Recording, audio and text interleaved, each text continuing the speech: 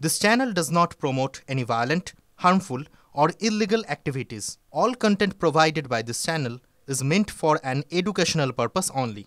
Cancer Healer Center, a new beginning. দেখুন, বিজেপির শীর্ষ নেতাদের দলীয় কোন্দল আরও একবার প্রকাশ্যে এলো। হলদিয়ায় ভারতীয় মজদুর সংঘের সমাবেশে আমন্ত্রণ পেলেন না খোদ হলদিয়ার বিজেপির বিধায়ক তাপসী মণ্ডল। সমাবেশে এসে নাম না করে তাপসী মণ্ডলকে তির্যক মন্তব্যে তমলুকের বিজেপি সাংসদ অভিজিৎ গঙ্গোপাধ্যায়। কেউ কেউ এখান থেকে ভাঙিয়ে অন্য সংগঠন করছেন বলে মন্তব্য অভিজিৎ গঙ্গোপাধ্যায়ের। পাল্টা সরব হয়েছেন বিধায়ক তাপসী মণ্ডলও।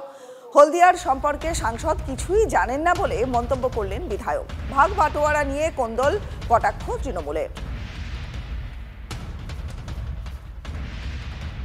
বিএমএস এর ওপর যারা নির্ভর করেন তাদেরকে ভেঙে ডিজিএমসি নাকি সেখানে নিয়ে চলে যাওয়ার উদ্যোগ নেওয়া হচ্ছে আমাদেরই দলের দু একজন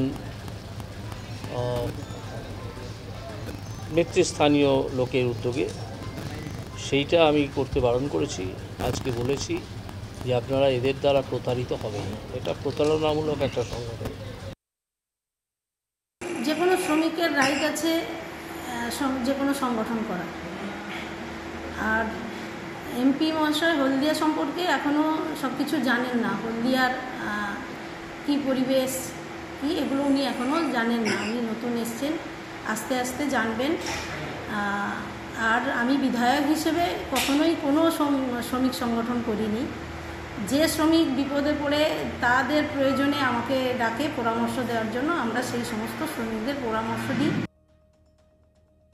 আমরা একটা জিনিসই দেখতে পাচ্ছি যে হলদিয়াতে তোলাবাজি কিভাবে করা যায়, পয়সা কিভাবে ইনকাম করা যায়, টাকা কিভাবে লুট করা যায়, সেই জন্য প্রতিযোগিতার জন্য তারা ঝাঁপিয়ে পড়েছেন।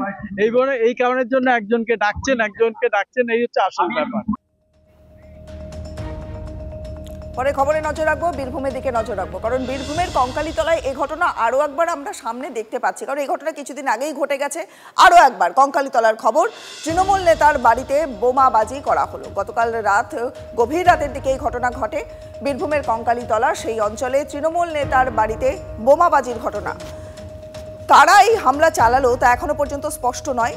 পুলিশ তদন্ত চালিয়ে যাচ্ছে। বীরভূমে টার্গেট তৃণমূল নেতা। কিছুদিন আগে এই অনুব্রত ঘনিষ্ঠ উপপ্রধানের বাড়িতে বোমাবাজি হয়েছিল, সেই খবরে আমরা নজর রেখেছিলাম। আর এখন তৃণমূল নেতা আলেফ শেখ কাজল শেখ ঘনিষ্ঠ বলেও পরিচিত। বীরভূমের কঙ্কালীতলায় তৃণমূল নেতার বাড়িতে বোমাবাজির ঘটনা।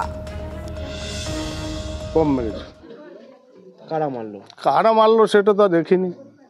আমি কি তৃণমূল কংগ্রেস? হ্যাঁ, আমি তৃণমূল কংগ্রেস করি। এই ঘটনা কি করে ঘটছে, কারা ঘটাচ্ছে সেটা তো বুঝতে পারছি না। পুলিশ প্রশাসন আছে, দেখবে, তদন্ত করে দেখবে নিশ্চয়ই। কয়েকদিন আগেই আপনার বাড়ির পাশেই বাড়ি মামুন শেখ, যিনি উপপ্রধান কঙ্কালীর, তার বাড়িতেও বোমা পড়লো। হ্যাঁ, শুনেছি।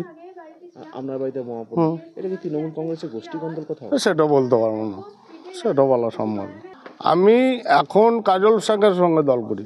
শুনলাম যে একটা স্কুটির আওয়াজ, আর এত স্পিডে গেল যে কিছু বলে না। আর এখানটাতে পুরো যে বোমটা ফেললো যে ওখানটাতে, তো ওখানটাতে যা মানে ধুমো উঠলো সেটা বলার কথা না।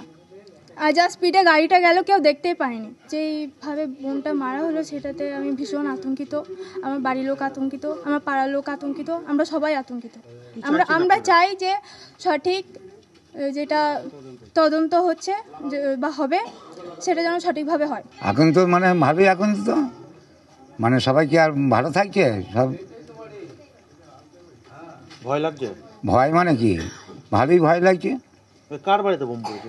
বোম এইখানে পড়েছে, আলেফের বাড়িতে, এইখানে এই ঘরে।